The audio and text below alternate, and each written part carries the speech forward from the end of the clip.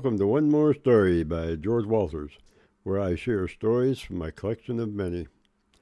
Never listened before? No problem, as every story is unique in its own way, so it really doesn't matter which episode you start with. But I should warn you, some folks have said my stories are addicting. So with that, let's get started. I hope you enjoy The Salesman.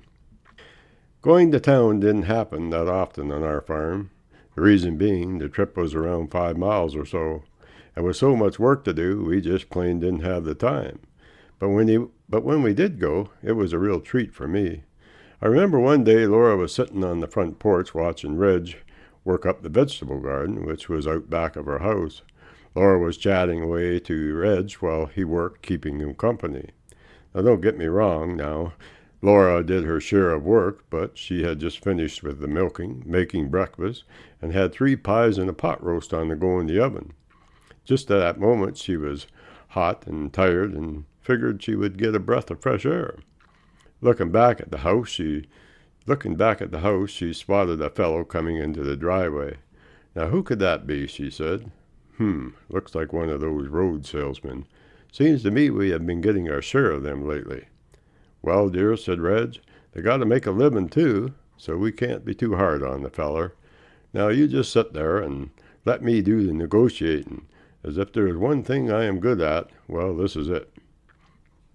Laura, she just shook her head, sat back, and watched the feller make his way up to the house. The wagon he had was covered with canvas, and inside it was chock full of all kinds of things, from flowers to magazines, pumps, shovels, axe handles. You name it, these fellows carried it. Behind he was pulling 2 calves and an old mule. What can we do for you? Asked Reg. More so, what can I do for you? He replied. I'm sure that a family of your caliber would be in need of some quality items. Am I correct in my thinking, my good man? Well, depends, said Reg. As you well know, this is hard times and money is scarce. Yes, sir, I realize that. But one has to remember that I can save you money by not having to take time from your work to purchase them. Now take pepper, salt, and sugar. I am sure you're in need of them, and I can let you have them for much less than they sell in town. What would that be? Reg asked. Sir, I could let you have a 10-pound bag of sugar for $1, pepper and salt both the same price. Well, Reg said, that sounds like a fair price. Laura then spoke up and said, Fair price? I can get it for half that in town. Who are you trying to fool? It won't be us, that's for darn sure. At any rate, here is what we need. But Laura, dear, Red said, I was just about... Don't, Laura, dear me. Just let me alone here, as I know exactly what we are in need of. Then looking at the salesman, she proceeded to say, Write this down, as I'm only going to say it once. Yes, ma'am. And with that, he took out a pad and pencil.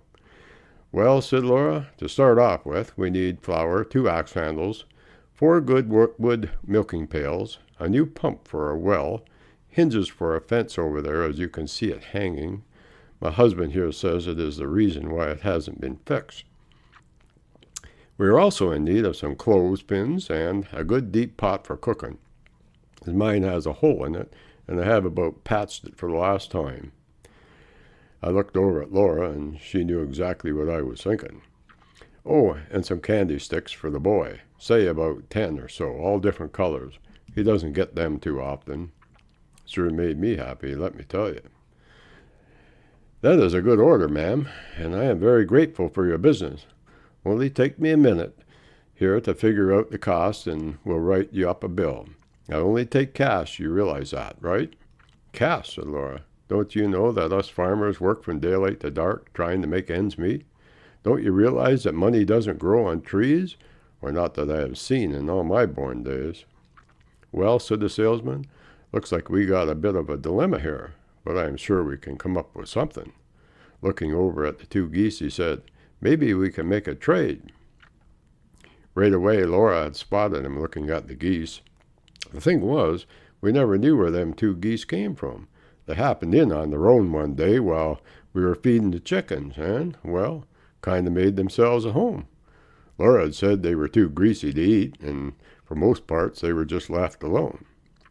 Sir, I see you're interested in my 2 geese. We might be able to make a bit of a trade for them. It depends, though, if you're willing to give me what I want for them. And what would that be, ma'am? Well, that order that I just told you about for starters. Ma'am, you have to understand that the things you ordered are worth much more than them 2 geese. Fine geese they are, but still, you can't expect me to make a deal of that sort. Laura spoke up with a twinkle in her eye. Sir, them are 2 fine geese. Just look at how nice and plump they are. Also, you're not just getting 2 fine geese, my friend. You're going to be getting many more, as there is 1 male and 1 female, and the female is in the family way. Usually they have 6 or so young ones, maybe more. Now, if you put them all together, you got, say, 8, which is worth much more than the things I asked you for. You have to understand that we have a lot of money and time invested in them, too, with feed and all. Actually, I never considered parting with them, as they are the finest in the country. Reg and I scratched our head and looked at the 2 old geese. I then whispered to Reg, Gosh, Reg, I didn't know they were so valuable to us. Shush now, said Reg. Well, ma'am, I never knew that she was in the family way. I would have to take your word on that. But if what you say is true, well then, I guess you got yourself a deal. Good, said Laura. Reg, you and George go and catch them 2 geese and put them in a crate for a fellow. After the salesman left, I asked, Laura, doesn't them geese lay eggs like chickens? I can't see how she can be in the family way. I think you just pulled one over on that feller, didn't you? Well, for one thing, I would never do such a thing, as I have seen the 1 male making advances toward the female for the past few days now. So I kind of figured we would soon see a few young ones running around here, and we don't need any critters that aren't worth their weight. So I figured we should get rid of them. And not only that, I'm not sure where they came from anyways. Does that mean we sold something that wasn't ours? I said. No, it doesn't, as no one I know of in these parts owns geese, and we have been feeding them for 3 months or better now.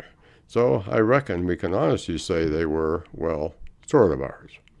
I looked over at Reg, and he just shrugged his shoulders. Can't argue with that, dear, Reg said. But I want you to know I almost had that feller right where I wanted him, and could have gotten a good deal on them things myself without your help. Sure you could have, and we would have been without money for the rest of the summer.